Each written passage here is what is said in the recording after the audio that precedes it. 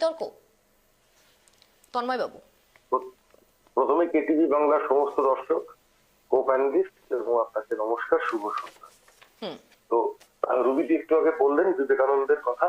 আজকে বিবেকানন্দের জন্মদিন, যুব দিবস। আমার মনে পড়ে যাচ্ছে নমস্তে ট্রাম্প।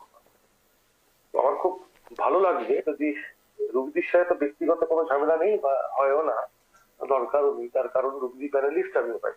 একটা কথা একটু মনে করি, স্বামী বিবেকানন্দ যদি ভারতবর্ষের তথা সারা বিশ্বের আইকন হয়ে থাকে, স্বামী বিবেকানন্দ বলেছিলেন সেলফ রিয়ালাইজেশন, মানে আত্মদর্শনের কথা বলেছিলেন।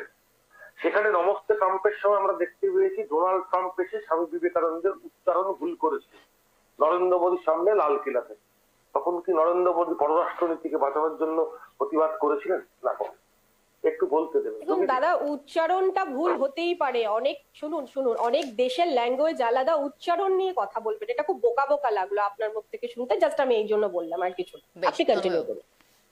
রুবিদি, এখন যদি আমি ধরুন আমি একজন আমেরিকান প্রেসিডেন্ট, আমার সেই জায়গাটা রয়েছে, কথার কথা বললাম, আমি রুবি মন্ডল উচ্চারণটা করতে পারবো কেন? আমাকে এখানে দেখতে হবে আমি একটা আমেরিকা মানে মার্কিন যুক্তরাষ্ট্রের একজন রাষ্ট্রপ্রধান, তার কাছে এই উচ্চারণটাই হচ্ছে মেন কারণ।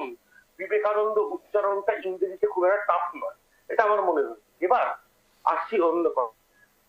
এবার অভিষেক বন্দ্যোপাধ্যায়, এই যুবরাজ হোর্ডিং বিতর্ক, বিমল বাবুরা খুব ভালো করে জানেন। আজকে স্বামীজিকে প্রচারের আলোয় 2026 নির্বাচনে অভিষেক বন্দ্যোপাধ্যায়কে যুবরাজ না বললে সেই জায়গায় যুব সম্প্রদায়ের লোক যুবর ব্যাপারটা খাবে না। হয়তো এটা একদম সম্পূর্ণ একটা স্ক্রিপ্টেড। তো বিমল বাবুরা খুব ভালোভাবে জানেন। আজকে আমি দেখলাম অভিষেক বন্দ্যোপাধ্যায় মহারাজের পা ছুঁয়ে প্রণাম করেছেন, ঠাকুরমা স্বামীজি বিয়েতে মাল্যদান করেছেন, খুব ভালো কথা। কিন্তু স্বামীজির যে আবেগ ঘন ব্যাপারটাকে, দেখুন আমি রামকৃষ্ণ মিশনের স্টুডেন্ট, তো আমার একটা জিনিস খারাপ লাগবে যে স্বামী বিবেকানন্দের মতো এত বড় একজন মনীষীকে রাজনৈতিক ক্ষেত্রে ব্যবহার করতে কোনো দলই ছাড়লো না, সেটা খুব খারাপ লাগলো। আজকে বাংলার বুকে দাঁড়িয়ে আমাকে এটাও দেখতে হয়েছে যুবরাজ, আমাকে এটাও দেখতে হয়েছে মমতা বন্দ্যোপাধ্যায়, অভিষেক বন্দ্যোপাধ্যায় পোস্টার, সেটাকে স্বামীজির জন্মদিন হিসাবে এনক্যাশ করা হচ্ছে, খুব ভালো কথা। সেখানে রাজনীতির করণ করা যেতে পারে, কিন্তু স্বামীজির যে মূল্যবোধ, স্বামীজির যে দর্শন, সেই কথাটা কি বলা হয়েছে? বিমল বাবুদের যুবরাজ কি সে কথাটা বলেছেন?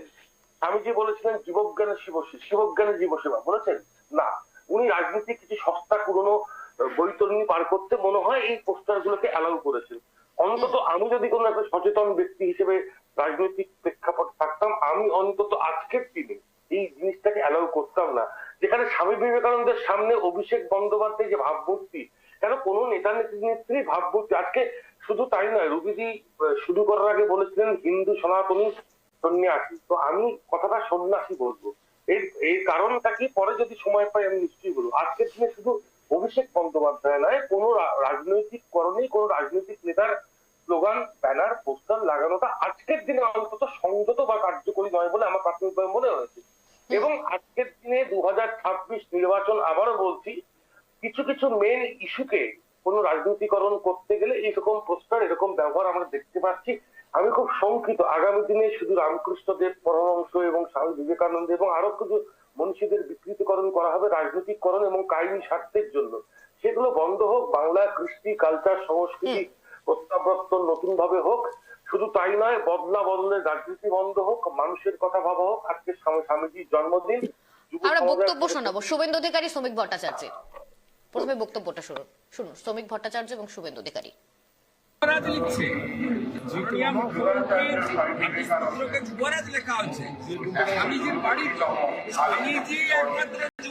যদি ভালোবেসে স্বামী বিবেকানন্দের মধ্যে কাউকে দেখতে পায় বা বিবেকানন্দের সমতুল্য করতে পারে, তো আমারই চেতনারই রঙে চুলি উঠলো রাঙা হয়ে, কেউ বিবেকানন্দ হয়ে গেলেন, আগে একজন মা শারদাও হয়েছিলেন। বিমল বাবু বলুন। আমারটা শেষ হলো না।